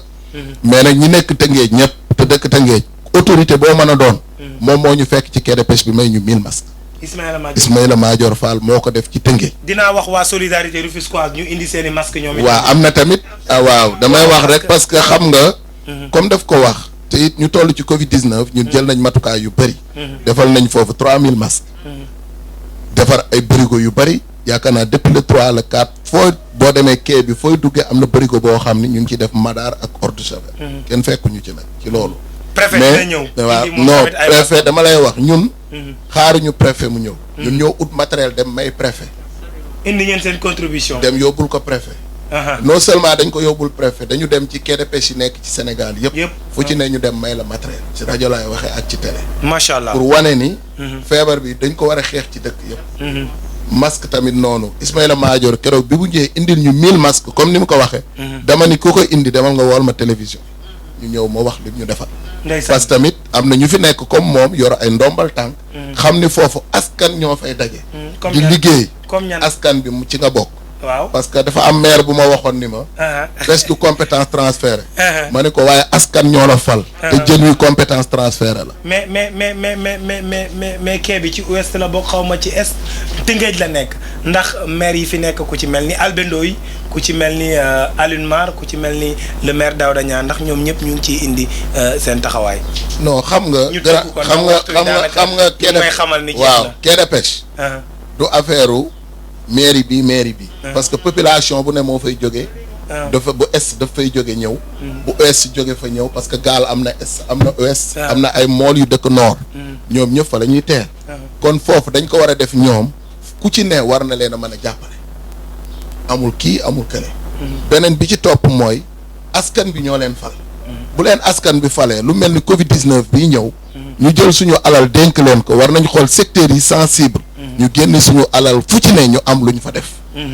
xam nga da nga ko wax sànq ci biir wax gis nga ñun est-ce que nangu nañ ñu dem ba dee te Tëngéej continue nii mu mel. déedéet est-ce que Tëngéej buy changé ñaa ñu yàlla fekk ko fi mu am taax yu rafet. tali yu rafet. kondiir yi ñu defaraat leen.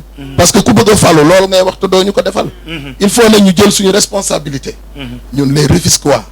xam ni tamit ku ñu fal te liggéeyalooñ dañ la fi war a jëlee indi ku ñu liggéeyal di changé peut-être buñ dee changé dinañ daje ku ñu liggéeyal. mbaa doo bokk ci jongante bi ci élection locale yi di ñëw. waaw loolu jotagul xam nga lu jotagul te dëkk bi. xam nga changé dama yaakaar da ngay sóobu ci xeex bi de. waaw xam nga xeex parce que boo toogee naan damaa bëgg mu changé rek yëf yi du fi jóg de. da ngay simmeeku bokk ci xeex bi boo bëggee. allo xeex bu sa am Tëngéej rek. allo salaamaaleykum. maaleykum salaam.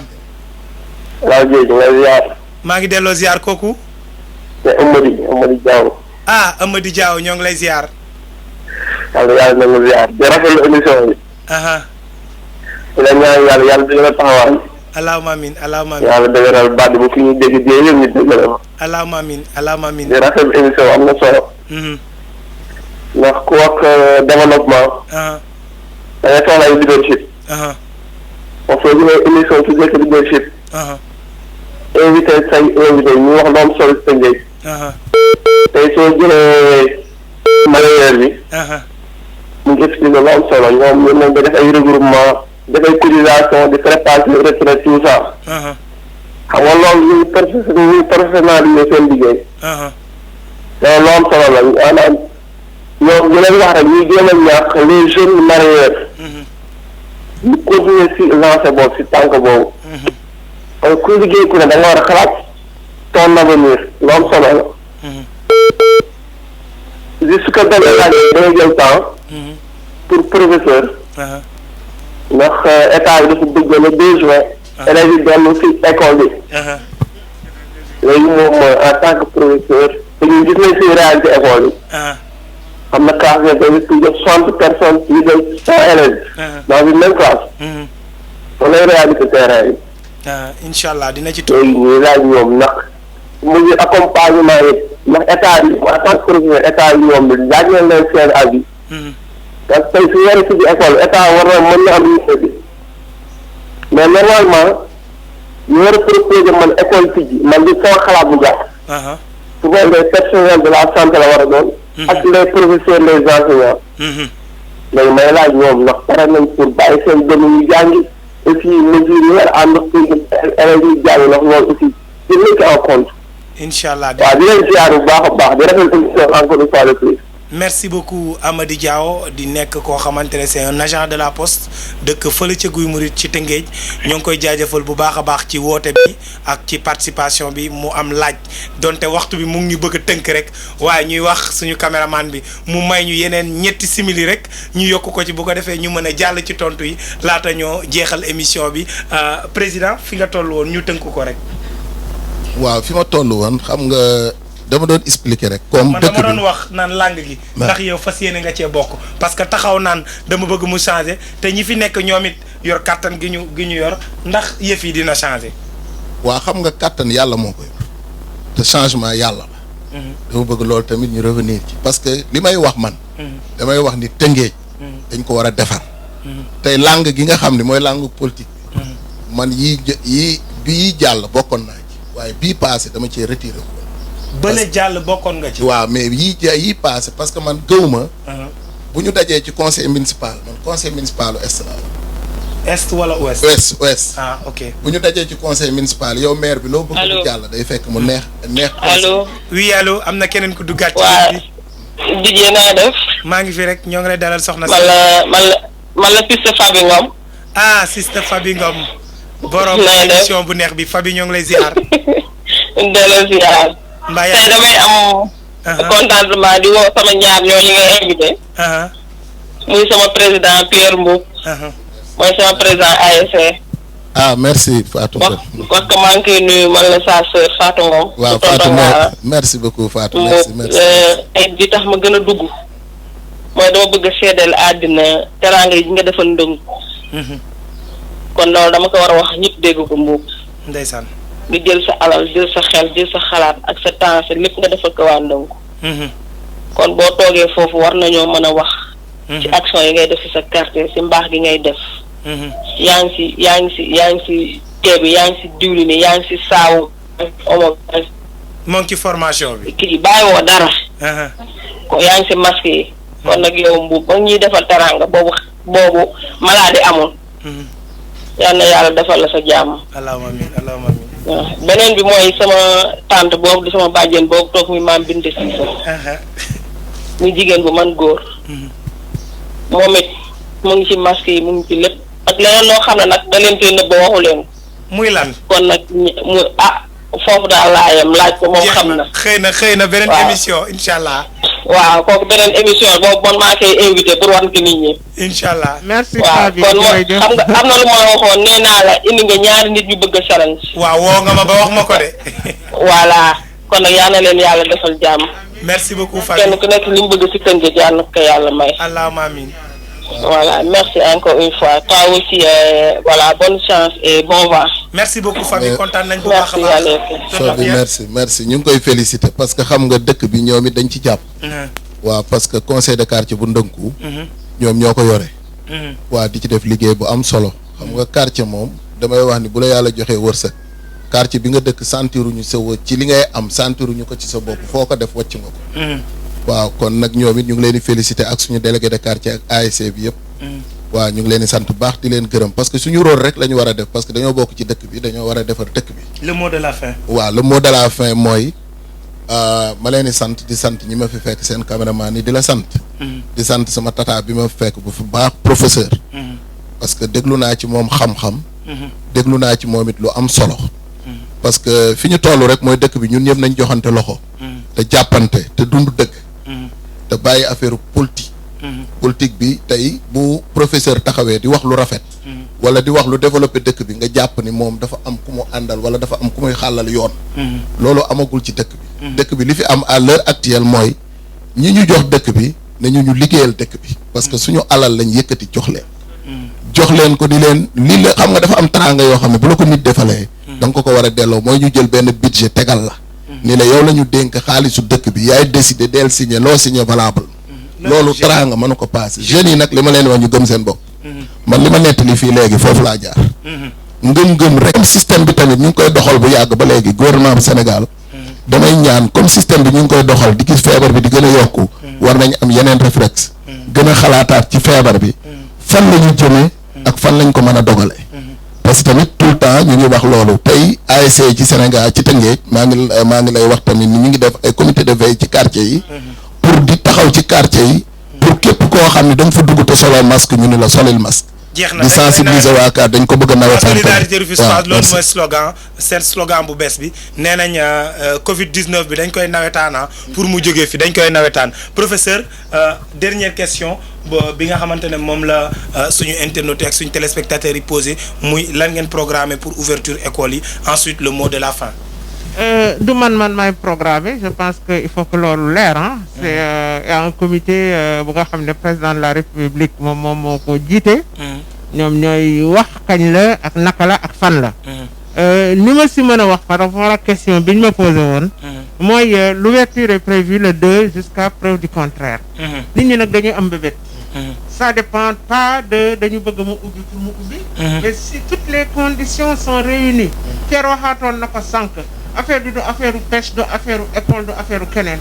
c'est une question de sécurité sanitaire nationale. si yàlla defee ne yëpp yi dellu na gannaaw. école dana ubbi le 2 juin. maintenant naka lay ubbee. c'est la question.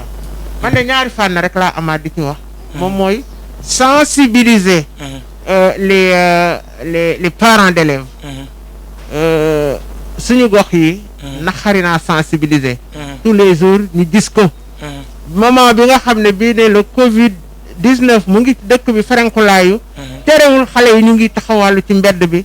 terewul ba léegi am na ñoo xam ne ñu ne quand c'est arrivé chez eux sax ñu ne la du moom tuberculose la j'entends ça. comme su fekkee ne affaire bi c'était une maladie honteuse ou pas.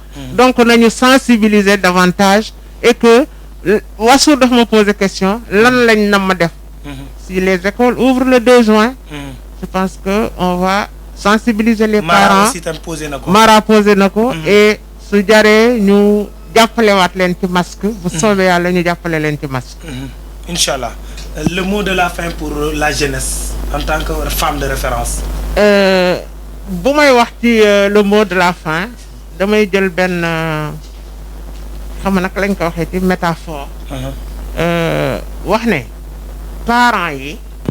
souvent dañuy léegi di concours parce que gis nañ ne yàlla moo def loolu les femmes les jeunes filles sont plus brillantes. en tout cas ci série scientifique yi suñ leen ubbilee bunt yi. jox leen toutes les chances pour ñu avancer. mooy poser question yi parents yi. comment nga mën a investir ci sa doom bu jigéen. ba yàlla def mu doon loo xamee ne lii ne mën na changer lu bari ëllëg ci dëkkam. ba pare nga ne ko du fi amee parce que jigéen nga. c'est ce que rencontrent les femmes dans les endroits où se prennent la décision au niveau institutionnel. Quand je pense aux mairies, quand je pense au département, etc., etc. Malgré la loi de la parité. Mais parité. gars yi waa parité bi xaaral rek. malgré la loi de la parité. au niveau boo demee ci bureaux municipaux yi. wala les bureaux départementaux.